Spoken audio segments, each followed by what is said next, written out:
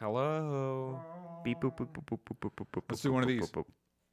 There it is. Boom. Ready? Boom. 3, 2, 1. Hello and welcome to Only Stupid Answers. My name is Sam Basher. My name is DJ Wooldridge. And we are happy to bring you another review of The Mandalorian. We're talking about Chapter 2, The Child. The Child. Target in hand, the Mandalorian must now contend with scavengers. Yee! That's the it. Jawas. This episode certainly felt like a side mission in a video game. It's Yes. like, you can't, like you go and you do like a fetch mission, you find the thing, but Your ship's been you're out of ransacked. fuel, and you gotta go do the thing. You gotta go get the hairy egg.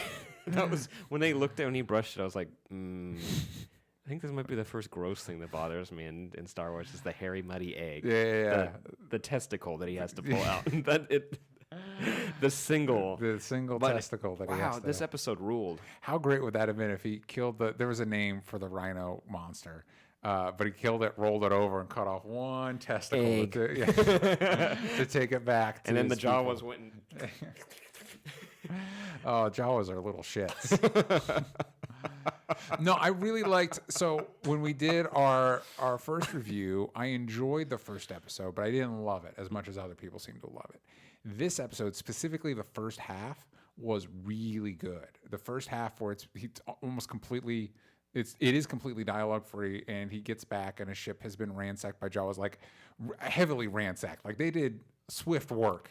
He wasn't gone. Actually, he was gone for like a day or two. Still, that was impressive work. They were on their waiting. part. They saw him land, and they didn't wait a second. And then he tries to raid and does fairly successfully, because you think Jawas are like weak sauce, like Jawas, but they do have rolling fortresses that are relatively effective at keeping capable people out. This is why I love the idea of a live action Star Wars show, because it gets to explore something that, like, I'm a light Star Wars fan, and I don't want to talk about more. I don't want to talk about that more. When it came to the Jawas, it didn't really matter. As a kid, I just liked that they made little funny beep sounds. They all their eyes are two little lights inside the hood. Yes. So when you had to like go inside of the fortress and look around, that was pretty cool. Or a regular sized person got to go inside of it, and it's really small on the inside. Because of course, it's still a fortress. Yep. It's tiny. They don't need to make it bigger. They didn't make a rolling fortress. They're but just dropping trash on it. So that whole sequence and the show is kind of settled into, and I don't know if how long it's gonna continue to be this way, but it's basically Lone Wolf and Cub in the Star Wars universe. You know, it's him with the kid, and he's just going on space adventures. You know what I mean? And that was really good. And Rick Famuyiwa. Sorry, I've learned it because I had to say it so many times. Yeah, yes. Thank you. I really appreciate that. Who did dope. And was for a minute supposed to do the Flash movie. I feel like we dropped the ball on that one. But because he does incredible visual storytelling through this, I felt like it was the visual direction felt a lot sturdier, especially when he's trying to fix his armor by the campfire. There's the scene where he's walking next to.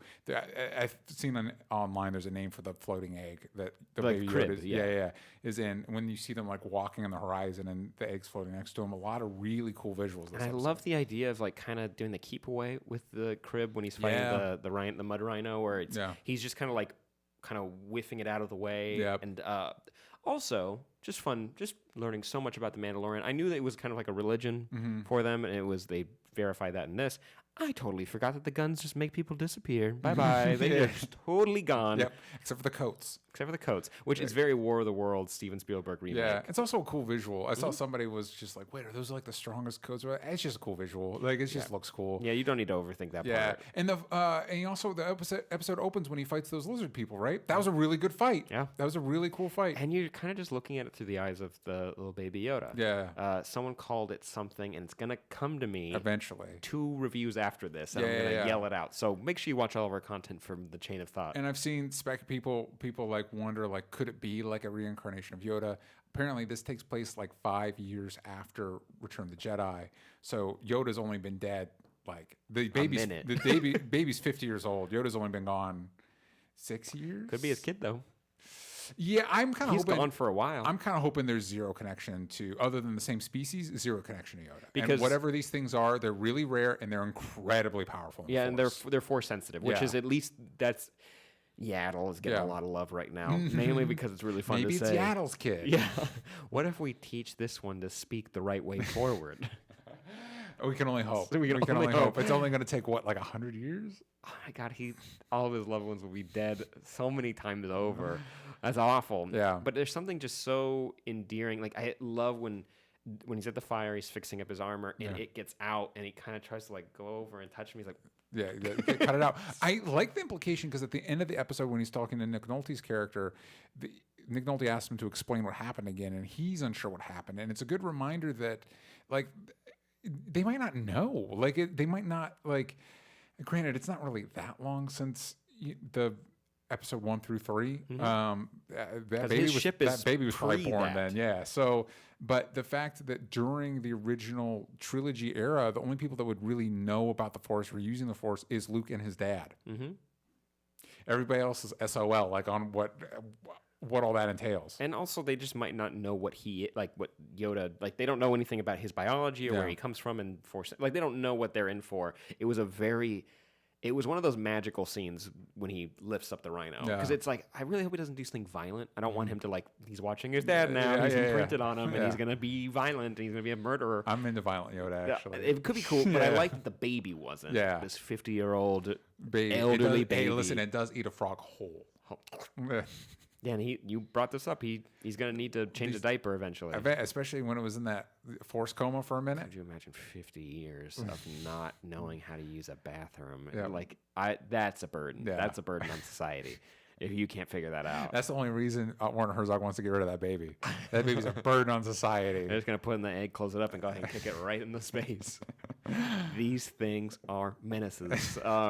Yeah, I'm very interested to see where it goes from here. And man, you mentioned this before we started recording, but it's nice that it was just a little over 30 minutes. Yeah, nice. I think it's smart because especially early Netflix days, especially when we started doing our wash-alongs for the Marvel Netflix shows, like, no, everyone needs to be 50 minutes or over. And it's like, it's a streaming platform. You don't have to fill in ads. You don't have to fit a specific block. It can kind of be whatever. Yeah, wouldn't it be better if it was more rewatchable? Because if we plowed through in 30 minutes, I'm like, I might actually watch that again later this week. Yeah, and I also don't know I don't know if maybe the episodes are meant to be about 30 minutes and the first episode was longer, or maybe it's kind of whatever. But, there's spending the time and the money on them. It's like whatever it needs to be. There was a moment in that first half, I'm like, what if episode 2 we're doing something really experimental and it's completely dialogue free, like Primal? Mm-hmm. It's like I would be blown away if Disney Plus let that go. They didn't. There's talking, but I did like that they allowed that first 30 minutes, or not the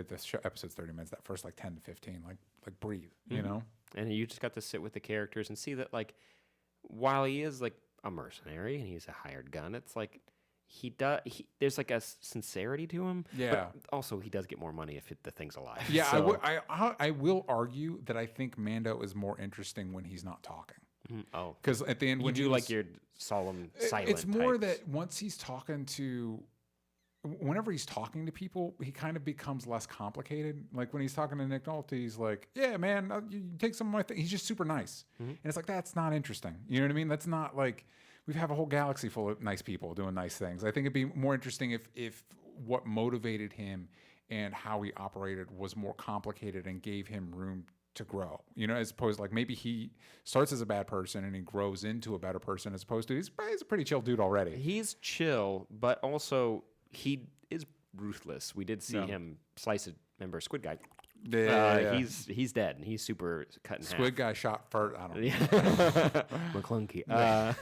That's not well worth the Disney Plus subscription. Just so I can watch that again. I didn't even rewatch the whole Star Wars movie. I just watched that part. Delightful. George Lucas broke into the studio. It was like Mission Impossible. He lowers in. He just put a mic up to his mouth and went, McClunky. And he just hit render on that Premiere file, and he got his ass out of there quick. Anyways, I had one more comment. Oh, but I see what you're saying, and I don't disagree. Not that he's bad. He's just kind of he's just a good guy. But I did he's a good guy, but I like the honor of it, where it's kind of when he's a knight. But you get a lot of medieval King Arthur kind of vibes. Samurai, Western, And I do like that he was trying to do something honorable. Yeah. Nice, it is nice. But also at the same time, it's you have gone way above and beyond to help me out. Sincerely, yeah. And so, and it felt like this is an honorable thing to do. No, he still might hawk a baby into a son. So he's like, you're doing me a favor by getting the hell out of here. Now get out. Yeah, you gave me a new horse dog fish, and I don't want to talk to you anymore. Yeah. You know how I keep saying I have spoken? Yeah. That means the conversation ended about 3 times ago, and you are not gone yet. Please leave. I'm gonna be like that when I'm a parent. I have spoken. Yeah. You're going to not talk to me anymore, kid. No, it's done. Conversation over. Yeah, that's your version of because I said so. Because I said so. I've spoken. Yeah. It's way more solemn. Yeah. Big fan. Honestly, you got me hooked. This, not that the Disney Plus subscription wasn't validated before, because I have watched Mickey Mouse, which those animated shorts, delightful. Forky Asks a Question. Great. Forky Asks a Question. Really good. And watched Moana like 3 times now. So the Disney Plus subscription is well worth. What I'm saying is the original content is also making it well worth it too. Yeah. So I will be watching more of this. I give this episode a solid like 9 out of 10. I really didn't have any criticisms, minus that like I'm excited to get back to the main story, but I didn't mind this side mission. I want more Werner Herzog. I do. Yeah. What did I give the last one? I think it was like an 8, so I give this one an 8.5. I give that first half like a 9. Mm-hmm. Yeah. And also, some people in the comments were asking, we called it a C+ when we said 7.5 in one of our reviews. We're doing it off the American grading system, which is super confusing. Yeah, so go you're ahead and welcome. You're very, very welcome. I mean, CinemaScore does the same thing, so we're in league of the pros. So let us know what you thought of episode 2 and episode 3. We, based on how this one does, and if you guys would like it, we will do more of these reviews. Yeah. Also, the upload schedule for this show blows a little bit. So I think what happened was they wanted to have an episode at launch, but from here on out, it drops on Fridays. There is a random like Tuesday in there, though. Is there? Yeah, it doesn't. That is confusing. Yeah, so that's why. Because when I was looking, it looked like all Fridays. So we'll see. Fridays. Yeah. So go ahead and tune in. We're also doing Titans, and we're talking about other shows. Yes. We could do Rick and Morty, but we have to know if you guys want it. So let us know at Twitter, at Sam Basher, at DJ Talks Trash, at Only Stupid Answers. You can cut the bells from stupid. Bing, bang, boom. Also, patreon.com/OnlyStupidAnswers. That's how you pay for the lights and the sets and and that was a gift. And also, there's a pup down there sleeping. Shh. Don't wake her. Come on, support that dog. Check out Support Patreon. the pup. We'll see you next time. Bye-bye.